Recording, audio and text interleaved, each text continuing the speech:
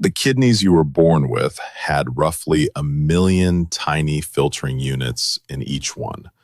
By the time you're in your 60s, you've already lost up to half of them, and they don't grow back. Not with diet, not with supplements, not with anything. Once a nephron is gone, it's gone for good. And here's what almost nobody tells you. You can lose 60% of your kidney function and still have completely normal lab results because the kidneys are masters at compensating right up until the moment they can't anymore. I'm Dr. Chima Okoye, and I've spent over 20 years sitting across from patients delivering news they never saw coming. I still remember a patient, sharp, active, walking 3 miles a day, sitting in my office when I had to say the sentence I hate saying most. Your kidneys are failing, and there's no medication that can reverse this. She did everything right, she thought. She ate clean, she wasn't overweight, she didn't drink, and yet there she was. Because the thing that was quietly wearing her kidneys down for years wasn't some obvious villain. It was something she ate almost every single day, believing it was one of the healthiest choices on her plate.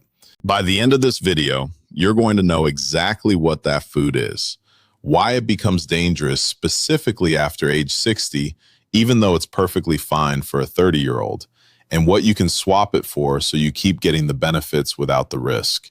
You'll also know the 2 warning signs your own body might already be showing you, signs most people brush off as just getting older. Subscribe to this channel right now because I release videos like this daily covering topics about kidney health you will never see elsewhere. So let me ask you something, and I want you to actually think about it instead of just nodding along. When's the last time you got your kidney function checked? Not just a general checkup, but specifically your kidney numbers. If you're drawing a blank, you're not alone. Most of my patients over 60 haven't had a real conversation about their kidneys in years, sometimes ever. And that silence is exactly the problem, because kidney decline doesn't come with symptoms until it's already advanced. There's no pain, no warning ache. You don't feel your nephrons disappearing one by one. Now, before I tell you what's on your plate that might be speeding this up, I need you to understand one thing about why your kidneys, specifically at your age, are more vulnerable than they used to be. This isn't about your kidneys being weaker in some vague sense. It's about a very specific mechanical reality. As you age, your kidneys lose what's called your nephron reserve. Think of nephrons as tiny filtering straws, and you're born with a huge surplus of them, far more than you actually need day to day. That surplus is your safety margin. It's what lets you eat something a little too salty or skip water for a few hours and bounce back without consequence. But that surplus shrinks every decade, and it shrinks faster if you have high blood pressure, diabetes, or you've ever taken certain pain medications regularly, even common over-the-counter ones. By 60, most people are running on a fraction of their original reserve, whether they know it or not. Here's where it gets dangerous. A huge number of people over 60 are also on blood pressure medications, ACE inhibitors, ARBs, certain diuretics, drugs that are genuinely important and often life-saving. But these medications work in part by changing how your kidneys handle a mineral called potassium. In a younger person with full nephron reserve, the kidneys can adjust and clear excess potassium without much trouble. But combine reduced nephron reserve with one of these common medications, and your kidneys lose a significant chunk of their ability to flush extra potassium out of your bloodstream. That matters enormously because too much potassium in the blood, a condition called hyperkalemia, doesn't just stress your kidneys further, it can directly affect your heart rhythm. And it builds quietly with no obvious symptoms until things are already serious. Maybe some fatigue you blame on poor sleep, maybe mild muscle weakness you write off as getting older. Your kidneys, already running on a smaller margin, get pushed past their ability to keep up. So now picture the food that's quietly pouring extra potassium into that already strained system, day after day, year after year. It's not a snack food. It's not something with a warning label or an ingredient list a mile long. It's something your doctor has probably told you to eat more of at some point in your life. It's sitting in fruit bowls in kitchens all across the country right now. Most people over 60 eat it almost automatically, at breakfast, as a snack, before a workout, because it's portable, it's sweet, and for decades we've been told it's one of the simplest, healthiest things you can reach for. And for most people, it still is. But for aging kidneys running on a shrinking reserve, especially if you're on blood pressure medication, this everyday food can become a slow, steady source of strain you never would have suspected. The food is the banana. I know, for some of you, that lands like a punch, because bananas have been held up for decades as one of the gold standards of healthy eating. Heart healthy, full of fiber, easy to digest, gentle on the stomach when other foods aren't. And for most of your life, that reputation was earned. The problem isn't the banana itself. The problem is what a banana does to a kidney that's already running on a shrinking reserve, especially when you're also taking medication that limits how well your body clears potassium. Here's the number that matters. A single medium banana contains roughly 400 to 450 milligrams of potassium. On its own, that's not alarming. But most of my senior patients aren't eating one banana.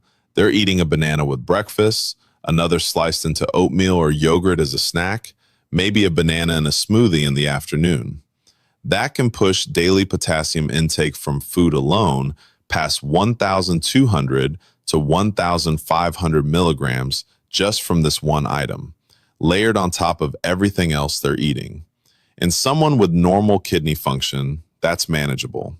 In someone whose filtration capacity has already dropped by 40 to 50%, which is common by your 60s and 70s, often without any diagnosis, that same intake can be enough to push blood potassium levels from a safe range into a danger zone, especially when combined with an ACE inhibitor, an ARB, or a potassium-sparing diuretic, all extremely common blood pressure medications. We're talking about lab values that can shift from a safe 4.5 up towards 6.0 or higher.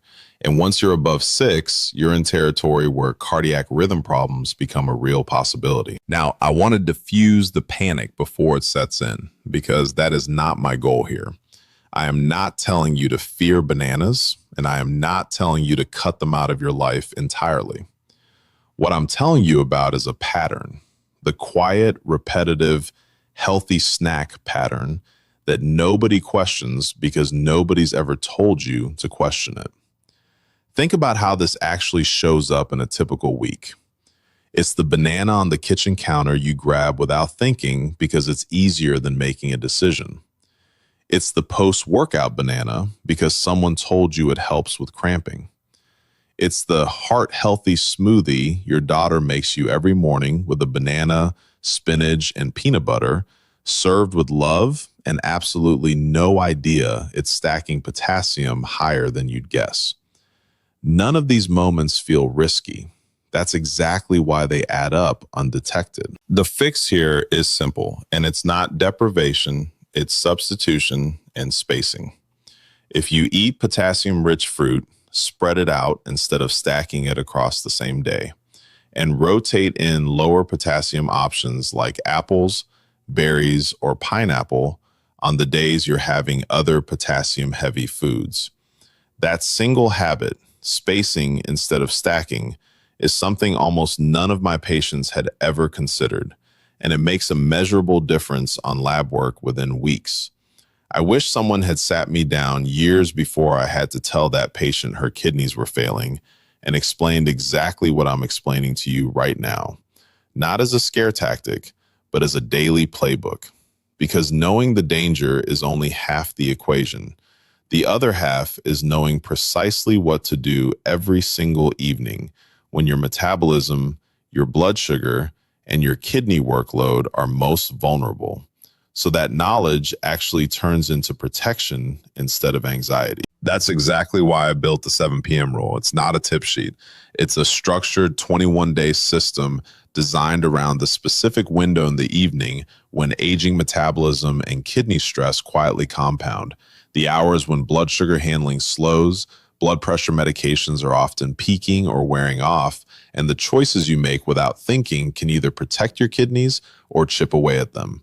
Inside, you get a day-by-day, 21-day plan, a simple daily tracker that takes less than 2 minutes to fill out so you can actually see your patterns instead of guessing, and word-for-word doctor conversation scripts so you walk into your next appointment and ask the exact questions that get your kidney function checked properly instead of leaving with "you're fine" and no real answers. I'll be direct with you. Access to the 7 p.m. rule at its current enrollment price isn't going to stay open much longer.